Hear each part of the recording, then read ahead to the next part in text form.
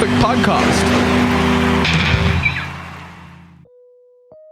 Welcome to the Almost Perfect podcast, a celebration of fuck-ups, failures, and falling flat on your face. This is a podcast that believes you can learn from experience, but that experience doesn't have to be your own. Hi, I'm Bob Perfect and I'm a functional fuck-up. Let's learn from somebody else's mistakes. And today we are learning from Dillan Oliphant. Now, Dillan is a comedian and probably South Africa's most well-known Man Utd fan. He was someone who was on this podcast in the first year. I think he was like episode 21, if I remember correctly. And it was really dope to catch up with him again. I actually caught his show Chooses Violence when it was here in Durban, and I was super fucking impressed. I've always been a fan of Dillan, but this new show is definitely, by my money, his best work to date. So yeah, we chat about that. We chat about the books he's been reading. We chat about therapy. We chat about a whole bunch of different things, which you will get to hear in just a little bit. Of course, I need to let you know that this podcast is brought to you by you, which means you can support it by going to patreon.com/almostperfect, or you can go to almostperfect.co.za where you can buy a mug or a t-shirt.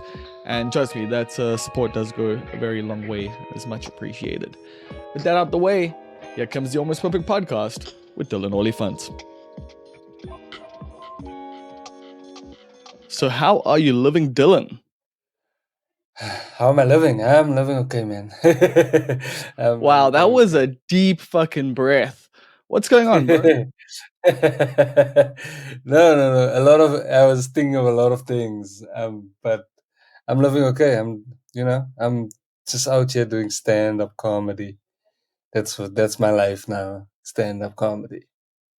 Yeah, dude, the new show is fucking impressive. I really, really enjoyed it, and I feel like it's, puts you in that, like, you've always been one of the top comedians, but now I think you've got like a real, you could, fight for the top spot right now in South Africa, I'd say, especially after seeing that show. So fucking congratulations on it.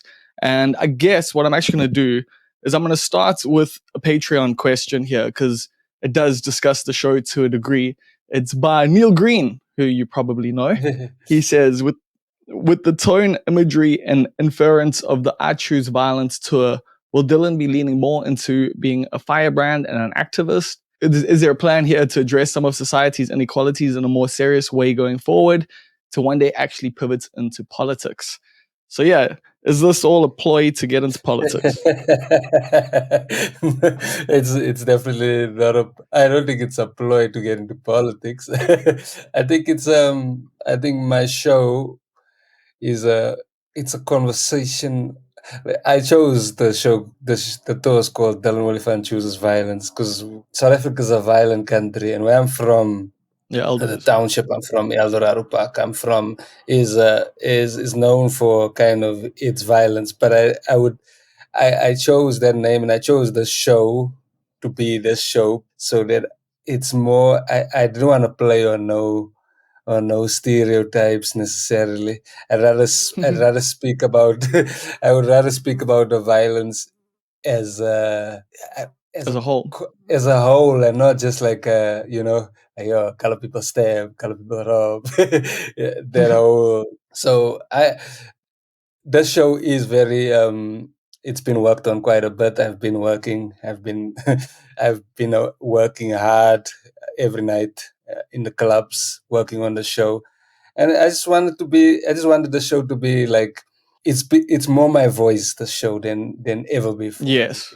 Yeah, it's more my voice than ever before. Yeah, this is like the show by the you, like off stage, basically, because like earlier stuff was more of a presentation of a comedian, whereas this is like the kind of stuff that, like, we've chatted about before, even on this podcast. And like, you're a deep cat, and I think people really get to see that with the show. Yeah, I feel like when I think there's this thing where they say comedy, you want to say things, but then your comedy is not at that level where you could say those things that you really want to say, because 100%. you just don't have the comedic skill to say the things you want to say. You know what you want it to be, or what the plan is, but you don't really know what you exactly want to say. But I've gotten to that. I think I'm coming to that point in my stand up where my stand up is like is a lot me, has a lot of me than before. Yeah, I can feel that. And when did this start to come about? Has it been fairly recent? Was it through COVID? What like has brought you closer to yourself on stage? My last comedy special called "In a Lonely Place," I feel like that was like the beginning of Yeah. me becoming the comic that I want to be. I'm still on my way though to the comic that I want to be, but it that was like the I was like this. I'm not making exactly what I want to make, but it's kind of what I want to make. It's like a little bit of a glimpse that I want to do and what I want to say and what I want to talk about and how I want to go about it, but it's not exactly what I want it to be. But it was kind of just the spark towards moving to who I am as a human being and as a comic. Yeah. And one thing you bring up in the show, and I guess I can ask you about it here, is how much has therapy played a role in this? Well, I go to therapy for a very specific thing. So it I go for grief. I also speak about it. I Okay, go to I go. I've lost people really close to me, sure. so I go for grief, and I think maybe therapy has opened up my mind just a little bit, but it's a very specific thing that I go for. So I don't we don't myself my therapist we don't really speak about anything else besides from besides of how I'm handling the grief and how am I going about. I mean, that's fair enough though, because like the one of the key points of therapy in general, like I mean, there's lots of different kinds, obviously, you know, the CBT, etc. But like talk therapy, just being able to have someone to talk to about, you know, the dark things, about the heavy things, I think, yeah, that's very valuable, and it's something that you in the show actually tell people to do, to actually go and get therapy. Yeah, I feel like I also say like because I also know that it's quite a privilege for me to go to therapy. It's also not Sure. it's a bit that's it's a privilege for me to be able to speak to someone, and I do encourage it, and I wish that it was more accessible than what it is right now. Oh, 100%, bro. That's the thing. Like, yeah, I probably, if I really arranged my finances properly, could do therapy and that. And like, I should. But at the same time, it isn't like an easy expense. It isn't something that you can just go like, yeah, I'm just going to go to therapy, you know, today. Whereas like going to the bar and having a couple of beers, like, you know, that's more within most people's budgets and most people's realms of what's normal and, you know, ways to deal with our problems. So I thought it was really cool that you actually did bring it up on stage. And yes, of course, it does have that privilege aspect to it, but not everyone, when they, you know, have a bit of extra money, do that, you know? So what inspired you to start going to therapy? Interesting enough, my my I also say in that joke that my father drove me to therapy, but really he was the one who was pushing for me to go to therapy. Well, at least suggesting it and telling me if I want to go, and he thinks that I do need to go, and so my father was the one going, and then I went to therapy because of one of the reasons was my father saw that his son needed the help, and he reached out his hand to help me. That's fucking amazing.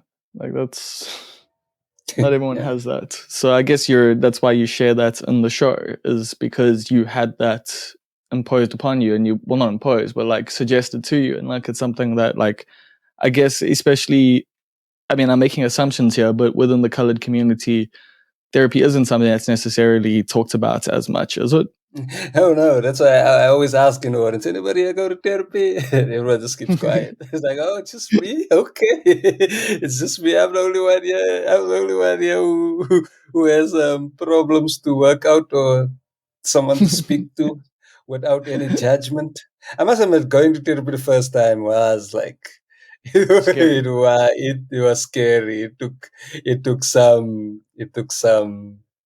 because I don't think I'm the type of person who's scared of my feelings, but it takes you to a different place in your mind and a different place I've never actually spoken about how I feel without feeling like I'm getting judged, even if it's from someone, even if it's from someone that probably doesn't judge you, but it's still, it still feels like, So that's why going to a therapist doesn't feel real. It feels like a lie, right?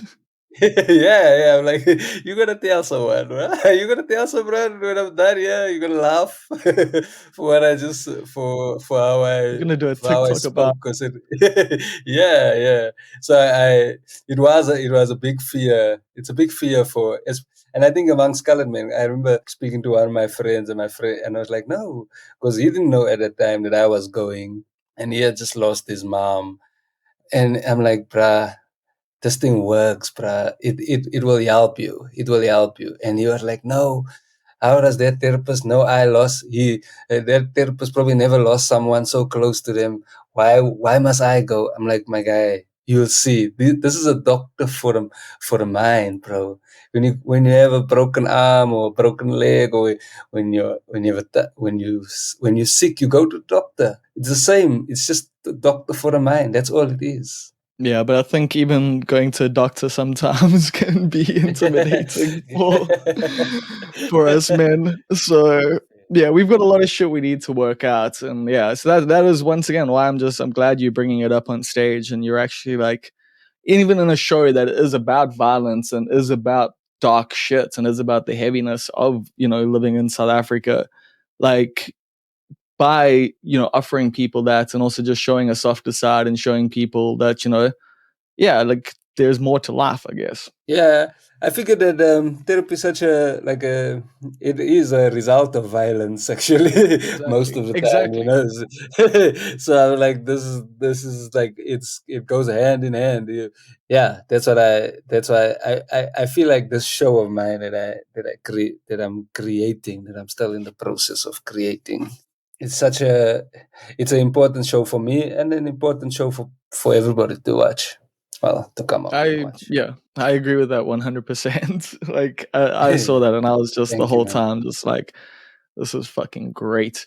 What's it like being touring? And Especially also with it's Ryan by your jokes. side. People forget Yes, it is it's jokes. jokes. Oh, Let me it's not funny. be- It's funny as fuck. It's not a lecture. It's not a lecture. No, not at all. Just so we nah, it's Just been fun, man.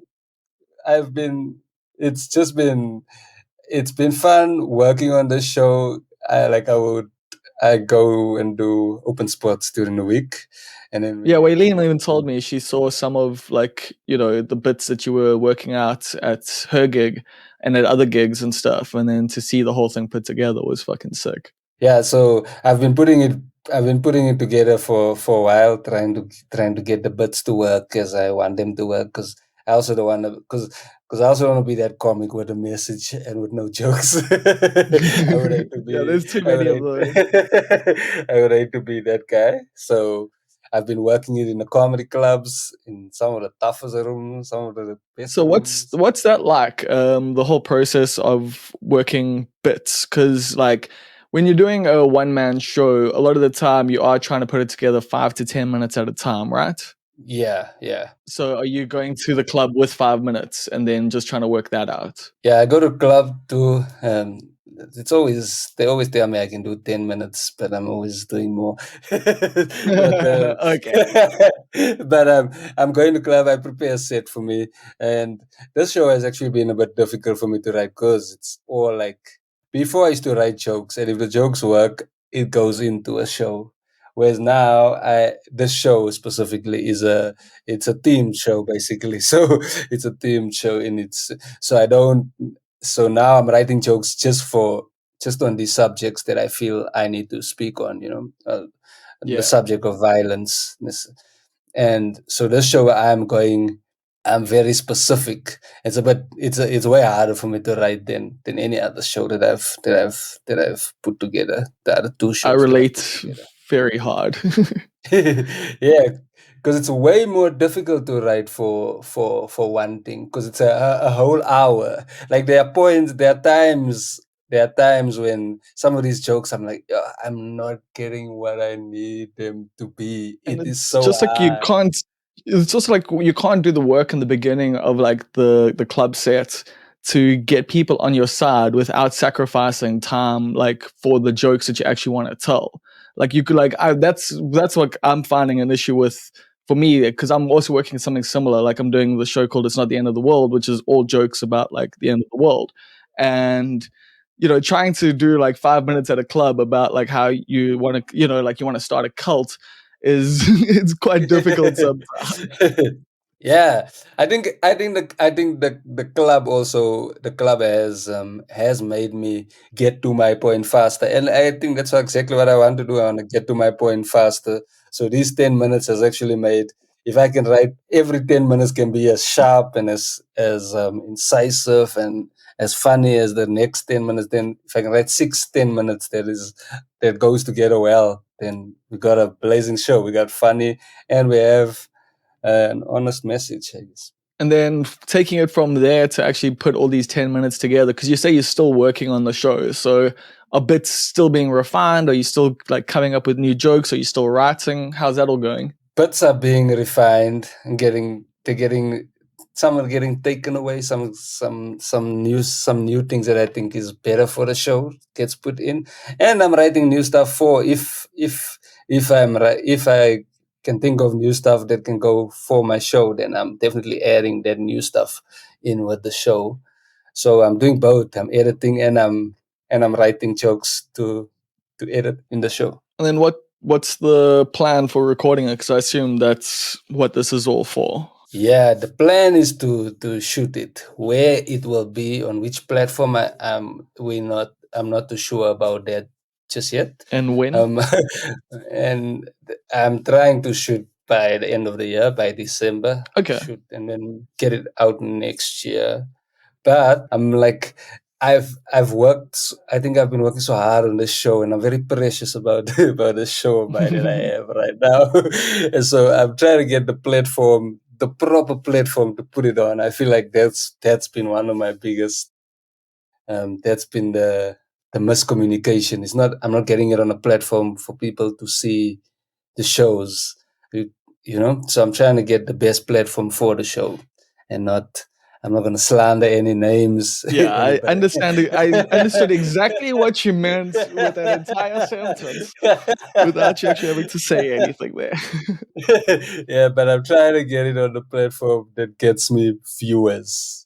We need eyes on the show, because what's the issue?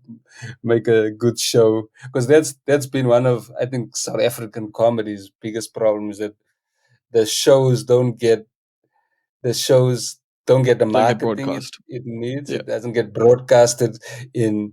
I mean, someone messaged me saying they're watching my show on TV at 8 o'clock on a Tuesday morning. Why is my show playing 8 o'clock on a Tuesday morning? Who's going to watch it except that guy who messaged me?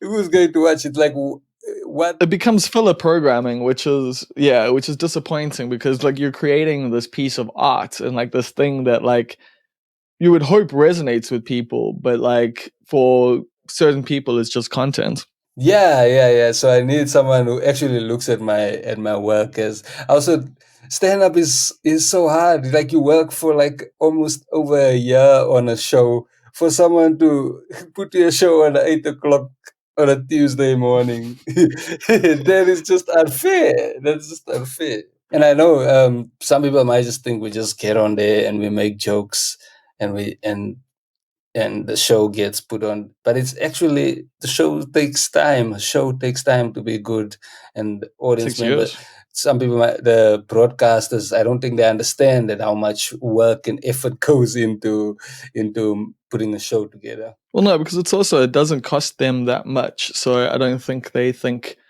it's necessarily as valuable as maybe like a full TV show, which costs millions to produce. Like, the cool thing about a comedy show is like it can be produced for way less than like a TV show, and you can run it over and over again. So it makes total sense from their perspective to buy the stuff. But like, yeah, like if they don't fucking market it, they're not really making the most of their investment. Yeah, and I feel like a company like Netflix, they're famous. They push stand up comedy for the guys that they like. I mean, the good guys. They push Yeah. their stand up comedy because they understand that people do want to watch these things. People do want to watch. I want to watch Chris Rock. I want to watch Dave Chappelle. Well, I used to want to, but I want to watch. Oh, And, controversial topic there. but the in South Africa, there's just not. I don't think broadcasters respect stand-up comedy as much as in other parts of the world. I think broadcasters need to come to the table for us. And what do you think about like crowds and promoters? How do they feel about comedians these days? Well, the fee is still the same, even though the pandemic Fuck. happened.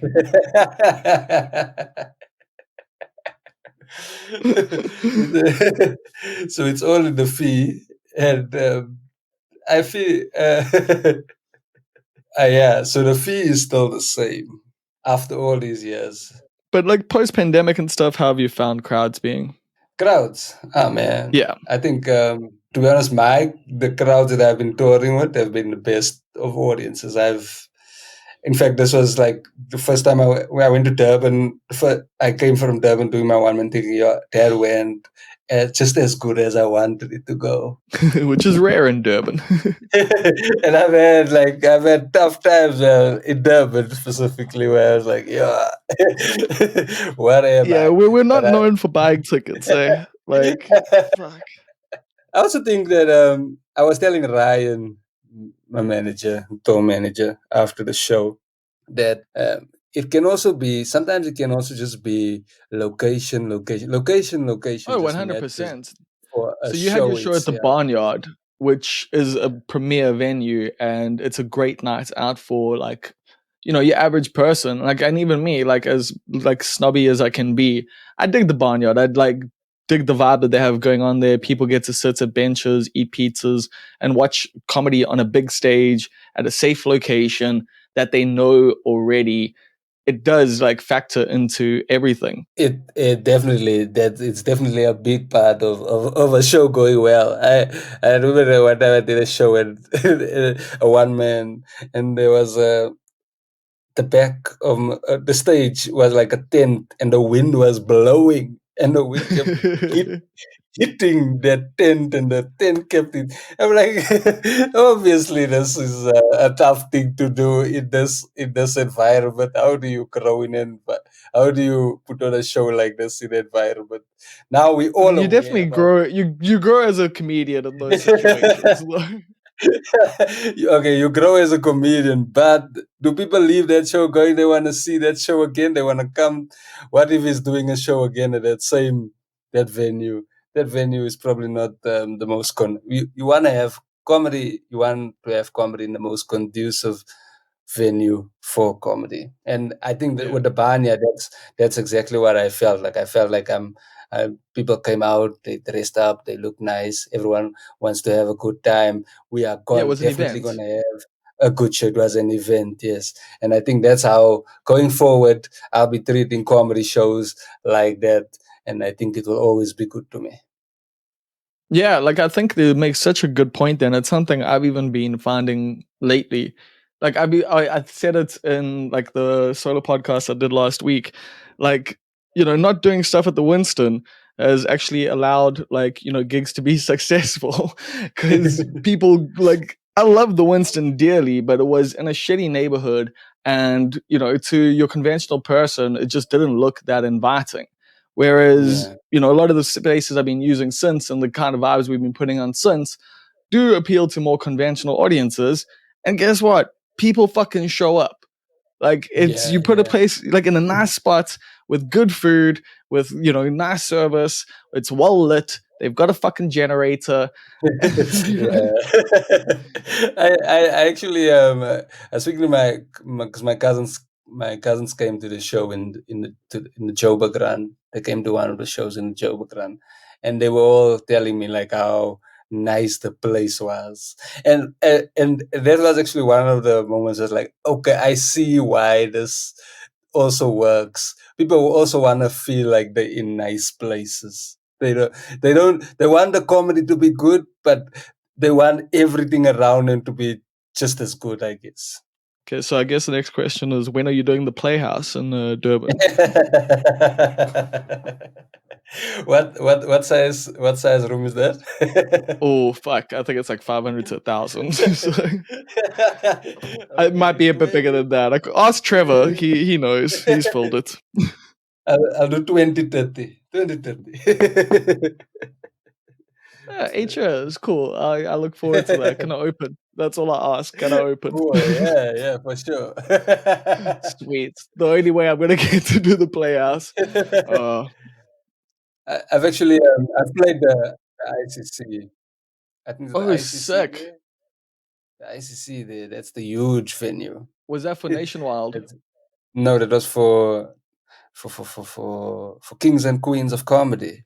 Oh yes. I Yeah, remember I've played that. that one there. Yeah, that's the Yeah, big Chris room. Rock played Like, there. is it? How did Yes, he do there? How did he do there? Pretty good. Pretty good. No, he fucking killed it. And Chris Tucker. Did Chris Tucker also play there? I'm not too sure. I didn't see him if he did, but fuck, I used to love Chris Tucker. I haven't seen much of his comedy since, but yeah. I know Chris Tucker sold out in Durban, but sold little tickets in Joburg. Durban What, loves Chris really? Tucker. Yeah. This Joburg show That got makes cancelled, sense. Chris Tucker. What? Fuck, I did not realize that. Like, I mean, well, I'm sure I was tweeting about it when it happened, but I forgot all about it. Like, that's fuck. Durban is a strange place, though. Like, we've had like Neil Young sell out, but like, I don't know, Justin Bieber cancel or some shit. That I don't think that happened, but like, yeah, fuck. So, Interesting. but it's also, how do you feel now, like being at this level? Like, do you feel like confidence in it? Do you feel intimidated by it? Because like, it does feel like you've stepped up to like, the top tier of South African comedy now. Thank you, man. Those are such nice words. Thank you very much. Look, I'm a worker. I really love stand up, but I'm also just a worker, and I'm always like thinking about like how can I get better? Where am I lacking? What am I doing not enough in terms of my comedy alone? So I'm just like, yeah, I'm just gonna keep working and see where this comedy thing takes me. I want to be as good as the best. That's always been my goal, and I'm slowly working my way towards that. And are there like international travel and international plans on the tour? Fuck, I am screwing up my words here. Are there any international tour plans in the works? Not right now, no. But I do want to. But in the back of your mind, okay. I do want to hit like a New York and England. I want to go and check. Actually, just want to go check out Man United and do some stand up while I'm there. Exactly. Like, that's what like I was thinking. I was just like, I can't imagine anything like better for you than going and like chilling in England for a bit. Yeah, so I want to go and do stand up there and go watch Man United. That's like, maybe I want to go watch. I am going to watch Man United next year, but I want to do stand up there too while I'm there. Oh, there we go. Try. So wait, like, so the plan is to go watch Man United, like, but maybe if you could get a couple games. But you're a worker, hey? I see where your priorities lie. I want to do. I think even going to watch Man United is also kind of in my workspace, in my workspace, But I want to go watch Man United that's like that's bucket list things there for me, man. I can fucking only imagine, dude. You are like literally South Africa's probably like biggest known like Man United fan at this point, right? I think I am. Yeah, I think I am that guy. And is that a big responsibility? What I've realized is that a lot of people seem to think that they hold my opinion too highly about. I'm just a fan. I always just think of myself as just a fan, so it's just an opinion You're in not my an mind. expert. I'm not an expert. I'm just like, this is what I think. I think Cristiano Ronaldo mustn't play for Man United now. That's all. I'm just thinking. It doesn't mean it shouldn't be, but in my mind, I'm just like, okay. But now people fight me. There was this one dude who always he's like they think there's a Ronaldo fan on my Twitter who keeps fighting me about Ronaldo. I could be tweeting about the Queen. That guy would be in my replies telling me, "Well, yeah, but you don't even like Ronaldo. He's a club legend." I'm like, my guy. Then I realized, oh, it's a responsibility that comes with being, uh, I guess, a popular fan. Yeah, like because you're the public facing thing that everyone sees, but like at the same time, like you're just trying to make jokes. Like the whole thing's just to be entertaining. Now people are busy changing, their fucking fantasy football squads based on like what you're busy putting out there, and they're getting upset because they're Yeah. losing. And sometimes they get upset at jokes. They like literally get upset at jokes. Like Oh, when has it's that not ever even happened? a it's not, and I don't think they even realize that it's jokes. Like I would say like something that's like so backhanded that it could only be a joke. No one can believe this that I'm saying, yeah. But I have Liverpool fans in my comment section coming at me, fighting me for what I'm saying. I'm like, did you guys really think I was being serious at that point? Do you really think And I think that Kaiser Chiefs is better than Liverpool? Do you really think I think that? I mean, some Chiefs fans might actually think that. So, Yeah. so how's this done with your professional stuff? Like, I saw you were working with Super Sports, right, at some point, or did I imagine that? Yeah, I did content for Supersport, and I did some content for DSTV too. And so I've been doing a couple of online content. There's Man United videos have opened up a route in the online content space for me. Yeah, I just do whatever content work comes along, but I'm really just a stand-up comedian who does content also, who does online content too. I'm not sure if if am I creator, a content creator? I probably am, yeah. But I'm a stand-up first, and I don't think without the stand-up, I wouldn't be a good content creator. So stand-up actually made me a good content creator because I mean my videos it's almost stand-up. Yeah, and it seems like at least you found an avenue with it that you truly enjoy. It's not something you're doing something for the hits or for the clicks. It's a thing you're passionate about, and you get to speak passionately and combine your comedy with it, which I think is fucking rad.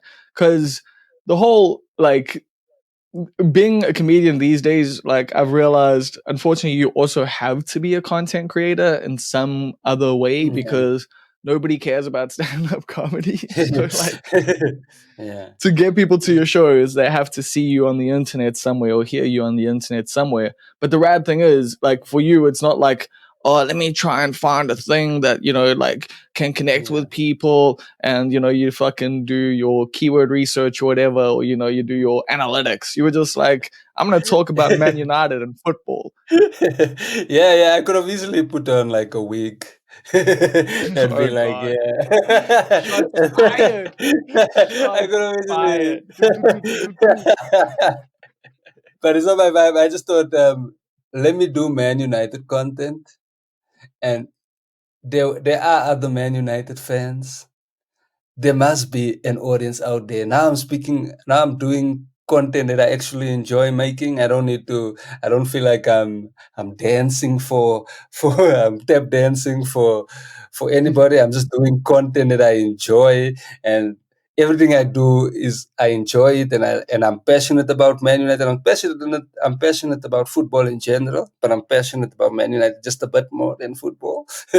But so now I just decided I'm gonna do that and just follow.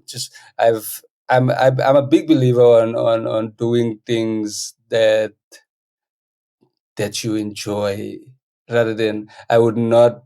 I don't. I obviously you want people to watch and see and like and compliment you and react to your content.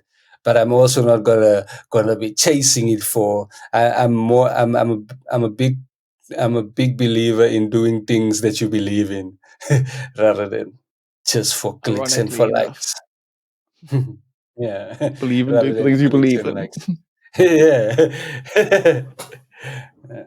Oh man. And the cool thing about it is I guess it's also led to content creation opportunities that are within your sphere. But have you had any like influencer or content creation things like suggested to you that you were just like, bro, I'm not the guy for this? I don't think I have. People still ask me to MC their weddings, and I'm just like, my guy, I'm not your guy for that. I know you want, you don't, you just see me making jokes up there, but I don't think I'm that. I always outprice myself when someone asks me to to MC their wedding. But it's also like, why would you book? Okay, so here's like, why would you book like a top tier comedian, like or like it? That sounds so bad to the people who do MCing, but like, you know what I mean? Like people who are touring comedians, like aren't going to be MCing weddings because like they're going to take away all the shine. Like, do you want everyone to remember like the fucking MC of the wedding or your wedding? Like, Also, like, yeah, I think that also, like, why would you want me to come do this material that I do at your wedding? It just doesn't suit your wedding. It just doesn't fit your wedding. We both gonna leave there disappointed. We My material is not a wedding. It's not wedding material. There are acts that do light family stuff that everyone is gonna love, and it's everyone's here. They exactly. feeling the And in the love. Christian comedian market, like, you know, MCing weddings, I think, is a big part of their income. Yeah, yeah. So there are, but I don't think my act will be good for a wedding. I just don't think I've done birthday parties starting out, and that even that then I makes was sense. like, eh, That makes more sense. what birthday parties? Yeah. Yeah, they were still tough for me back when I did them. They were still like, I don't, I didn't think that I did okay at them.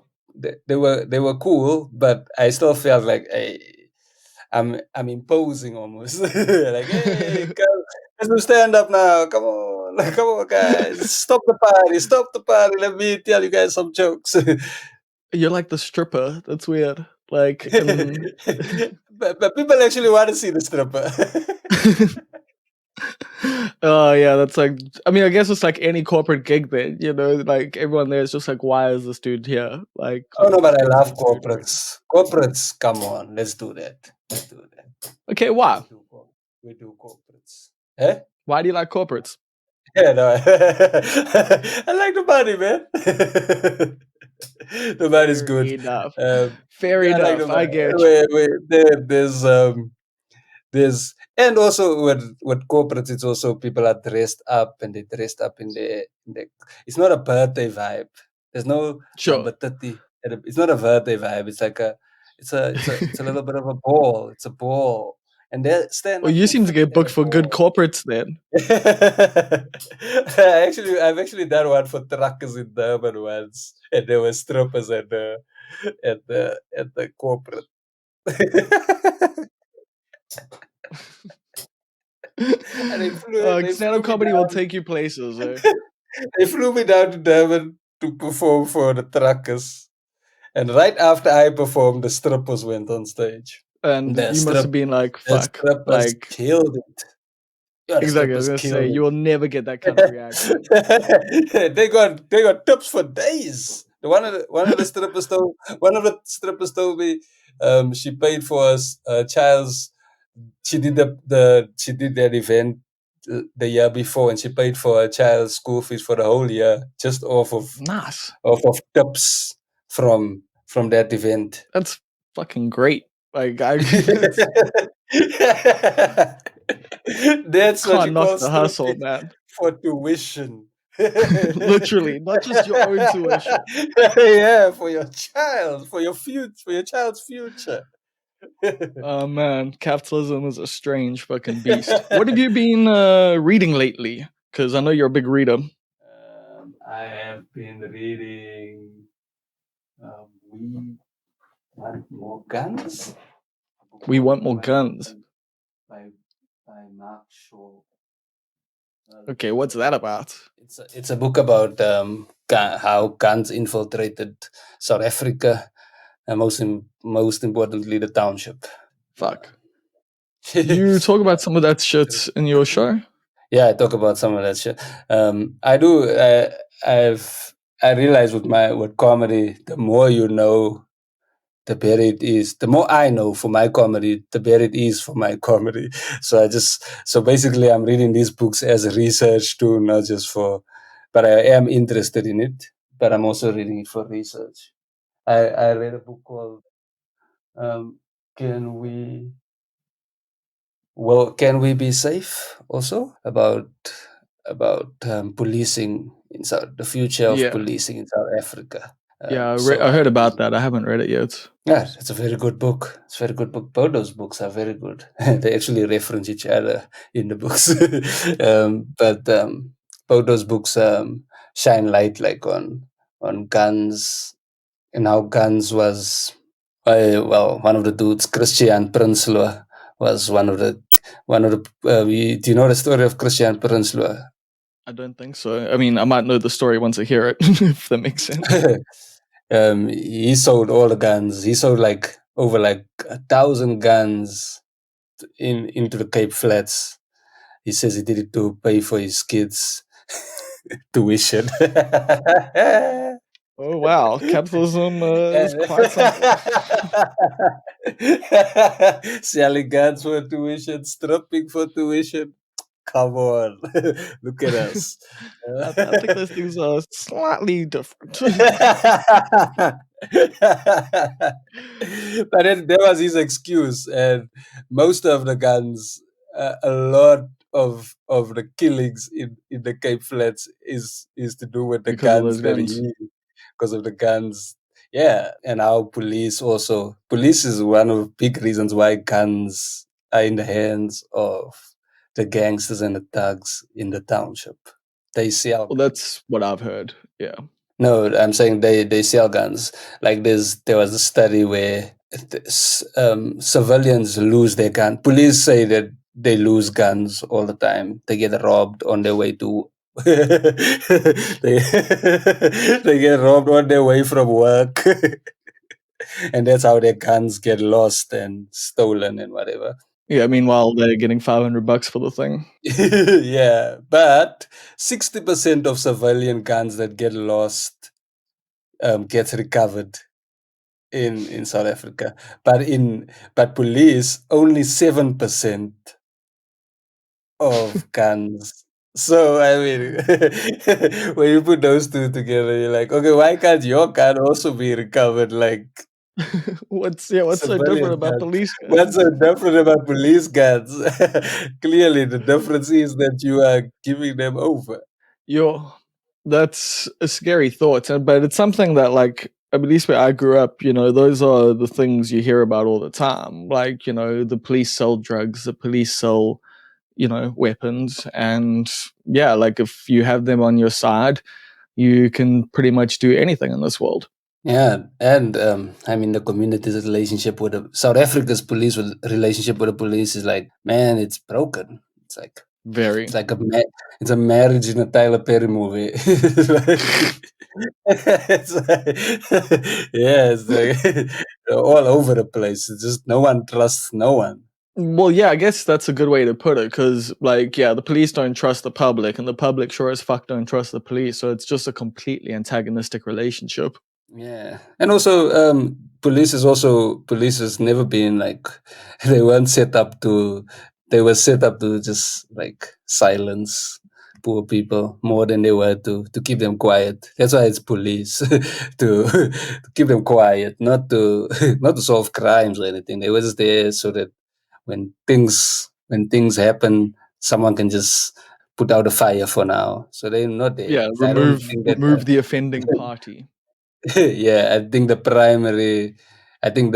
police as a whole needs to change before for anything. Yeah, dude, I agree 100% with you there. I think we absolutely need major reform both here and everywhere else. And yeah, I don't know how much hope I have for the future. How are you feeling when Yeah. it comes to all that shit? Because like the more you read, the more you learn, the more you know about things.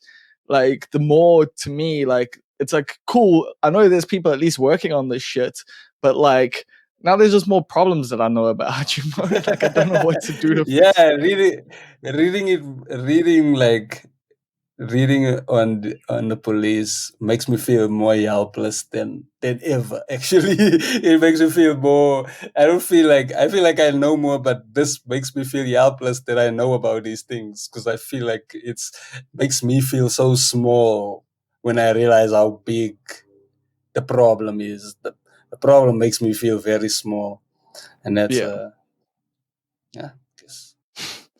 Yeah, I definitely get that, dude. I get overwhelmed by it though. Like I've been reading about AI and shit, and just like on one hand, I'm like, oh, it's gonna ruin everything, and on the other hand, like it's like, oh, it can't even fucking understand like a basic sentence properly. Like it's never going to do anything. Yeah. So I just also never know what to believe with half this shit sometimes. But yeah, I don't know where I'm going with that. I guess what I wanted to ask just now was, and it's been something you've been talking about a bit, but how do you actually actively take ideas from these books and put them into jokes? Like, do you write stuff down as you're reading and that, or does it just kind of just sits in the back of your mind and you just like think about it for a while and like stuff starts coming to the surface? How do you approach it? I take something interesting. I put it down on my notes, and then I leave my brain to think about it as the day goes on while I'm driving, while I'm trying to Mm, get. I'll think about. Well, I'm just so I'll write down a note. I'm like, oh, that's an interesting fact, or that's an interesting angle that I think I might have something for it.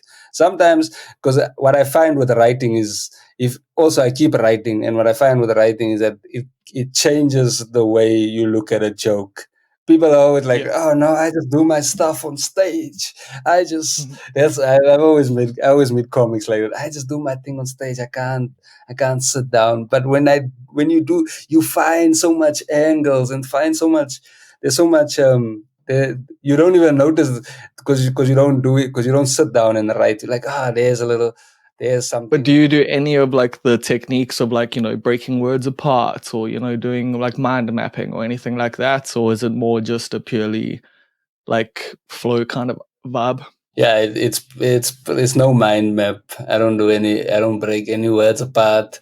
I just read, and then something comes to my head, and then I'm sitting there, and I continue, and I just write. So I'm more of a here's an idea. Let me work this idea till I can say what I want to say with the idea. Cool. So you're just like, yeah, just thinking of more and more ideas with regards to it and then cutting stuff out. Like when you're doing that, how much of the cutting out and that is done on the page and how much of it's done by actually like trying stuff?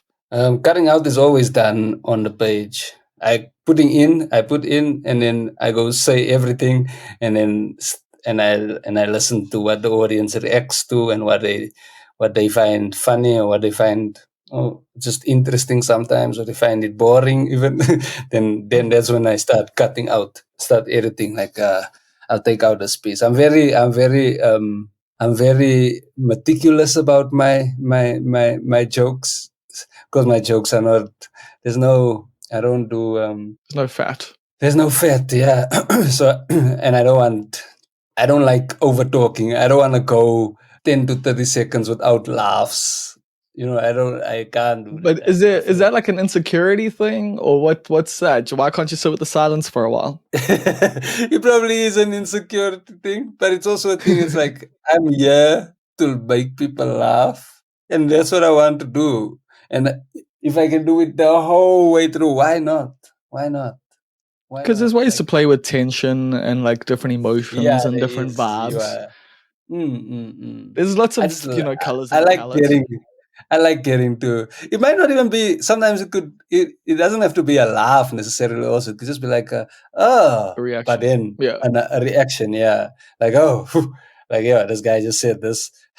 But then I'll follow it up with a laugh. As long as guess what I'm trying to say is that I just want people engaged all the time, and that's how cutting. That's how you get people engaged by editing and rewriting. That's how you get them engaged because now you get your idea forward much faster, and that's what I want to do. But then when you're looking at the hour, like when you're starting it all out, isn't that intimidating knowing that you have to fill that like every 10 to 30 seconds with like a fucking laugh? Like, and because your jokes like don't have as much fat, the word economy means you essentially have to tell more jokes than other comedians. So like to me, it's just like a harder job, It probably is, but it's like my style. It's like what I've always done. So, and I'm not gonna lie to you. If you come to me, if you come to open mic shows, I can look like I'm meandering a Waffling a bit, little. Okay. and I'm waffling, and my head is all over the place because I'm trying to remember. Also, I just wrote this joke Bro. this afternoon. I can't quite remember it like I want to remember it. But now I'm there on a Monday night and I'm just there. I'm in my head. I'm in my head while performing, going, Yeah, this. that's one of the I didn't hardest say that parts of the part. whole process, bro. Like I hate it. It's the like trying to, especially when you're doing like interesting things with words, or like there's a specific way an order you want to say things, and like it's five things in a row. Fuck, I hate like getting that rhythm down. Like because it's the repetition. Once you've said it a few times, like okay, cool, I got it. But like the first few Yeah. times, it's always just like in your own head, bro. Yeah, it's always so awkward. The delivery is not quite where you, because once you've said it 5 times, you can play with it now. Now you're on stage playing with it. You're like, oh, if I go there, if I can improv, whatever I can improv, I know I'll get back to the joke again. I can edit it while I'm on stage now because I've said it enough. I remember it clearly and I know it clearly what I want to say. And then Yeah. I get on stage and it's so much easier for me to say it. And I know it works also. Yeah, that's the comfort of Yeah. like a well worked bit. Like it's just it does like as a comedian, like doing a bit that you know works offers you so much freedom to just talk freely in between. Yeah, it opens up another now I would say like before I'm a bit more performative now than I've Yes. ever been You before. you I'm you a bit even more. move your hands around and the whole circular motion and everything. Yeah, so a bit more performative, and I think that's what comes with the writing. I get to be more expressive, and I'm that's what I'm trying to do on stage now. Trying to be I'm trying to be all of Dylan, not just set up punchline and finish. Sweet. Cool. I guess that brings us to the end of the podcast. I'm going to ask you a question I ask everyone these days. Yeah, I didn't ask it back in the day, so it's a whole new gimmick that we got going on. But that question is, what is a big mistake that you learned an important lesson from? Whew. Yeah, that's usually the first response from people. A big mistake. I guess, one of the biggest mistakes I made is that thinking that because we do comedy, right, and we live in a comedy can be quite a competitive space.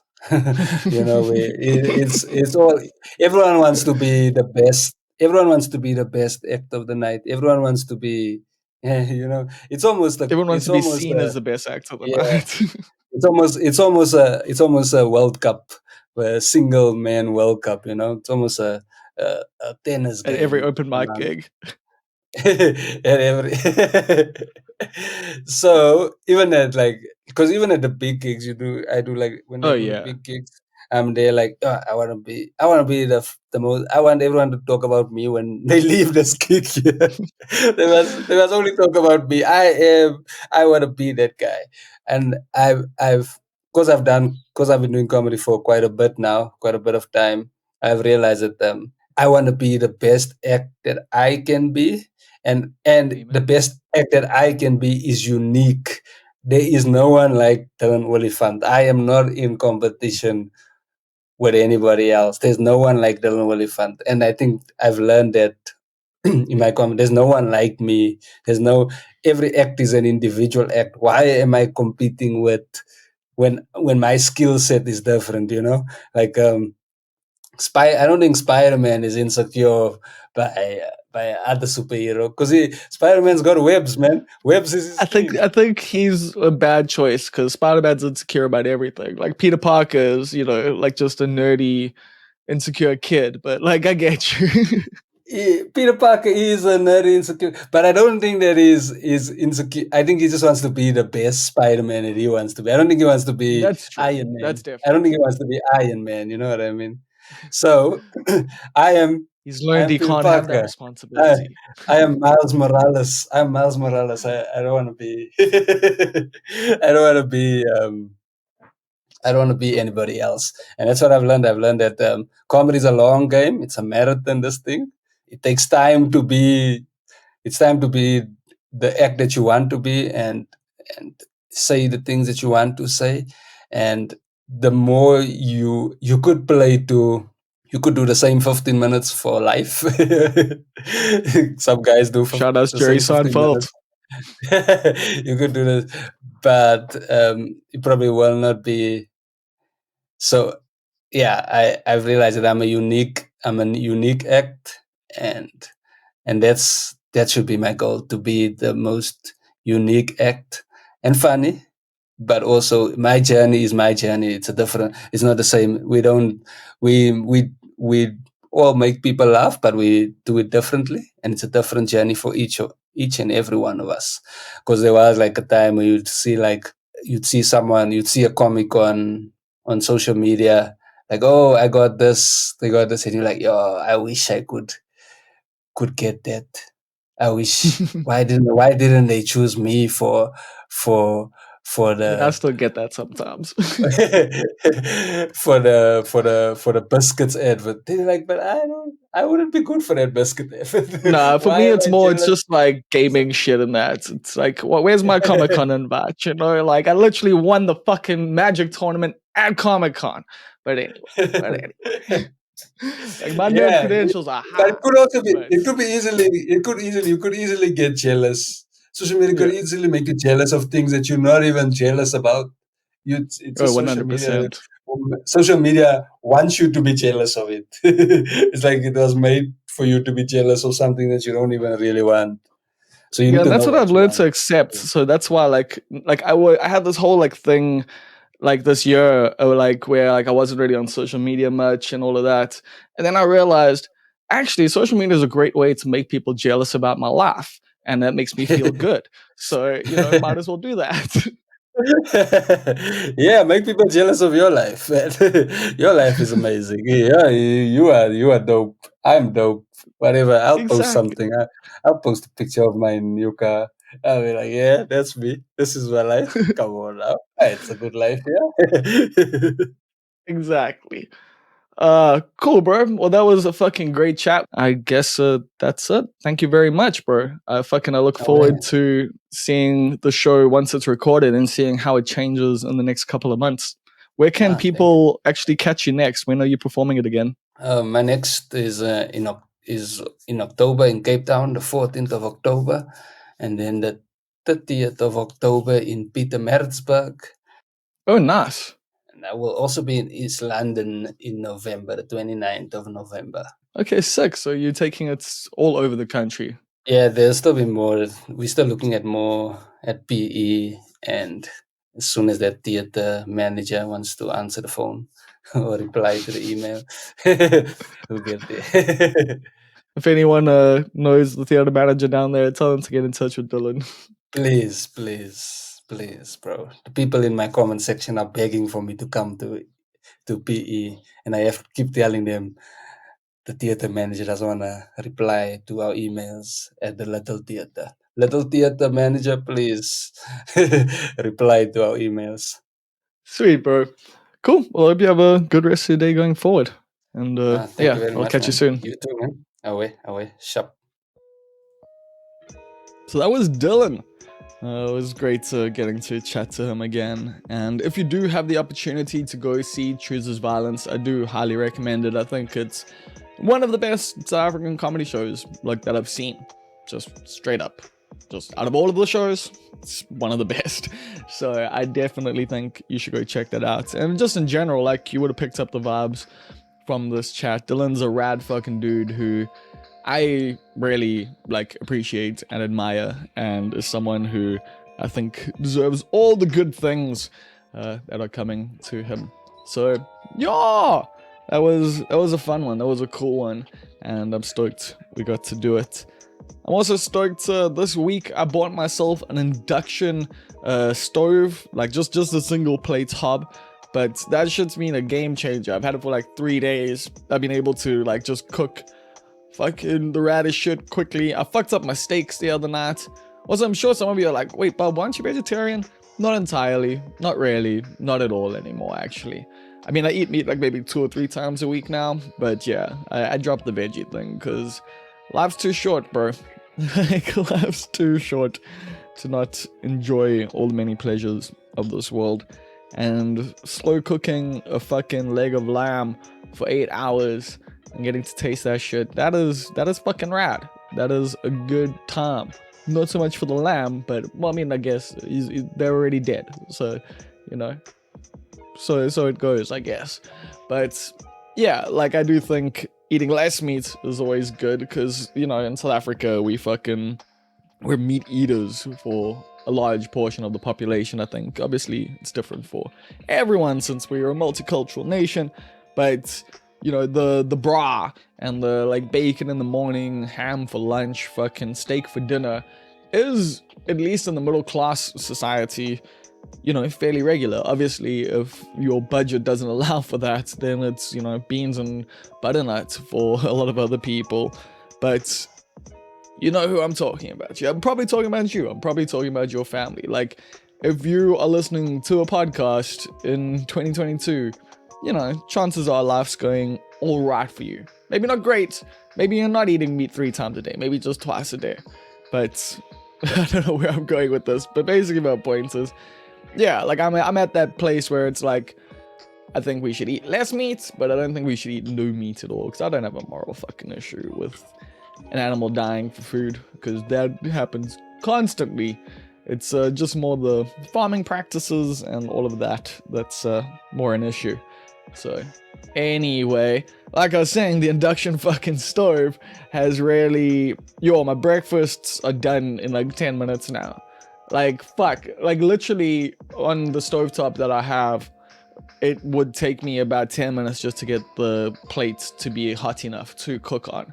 And this thing, so if you don't know, induction basically uses magnets to heat up the pan directly. So it's not a coil that's heating up, it's not like a flame that's heating up, it's actually literally the pan itself, which is fucking rad technology. And yeah, like the heat control is fucking gangster. It's so rad, it's so fucking like, just immediate heat. It gets incredibly hot if you need it to be. I've actually, I've had to go like, let's just chill this thing on 1 for the start and slowly build things up and see how it goes. But for me, that has been fucking great, because if there's one thing that I did get out of the pandemic, it was an absolute like love for cooking. Like, I have grown to really enjoy and appreciate the time I spend in the kitchen. And this just helps with that, this makes that easier, it makes it better. I also bought like a fucking nice pan, that's because the thing with induction is it only works with like stainless steel or cast iron, or not aluminium, or however you want to say that word, and stuff like that, so it's got to be magnetic for it to work. So I bought myself a nice pan that can also go in the oven, and I'm like, I'm looking forward to doing some rad dishes like that, take it off the stove, put it in the oven, like a real chef, like a motherfucking doctor. So I'm pumped, man. I'm hyped. I'm stoked. It's a good time.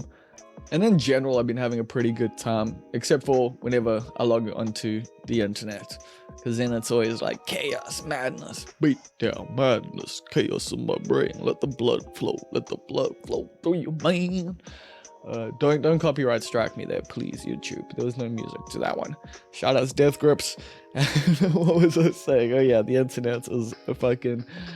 it's always the Wild West, and it's like, it's unfortunate because there's a lot of dope shit on the internet, especially on social media. There's a lot of funny shit. There's a lot of just good jokes out there, but everyone wants to be serious. Everyone wants to be the fucking main character. That was actually something I was chatting about the other day. Like, Twitter's a weird space because you got a lot of like side characters who are trying to be the main character every day, and then you got a bunch of extras who just land up being the main character because, yeah, they picked their nose or they did something silly, and yeah, then that's that's what the.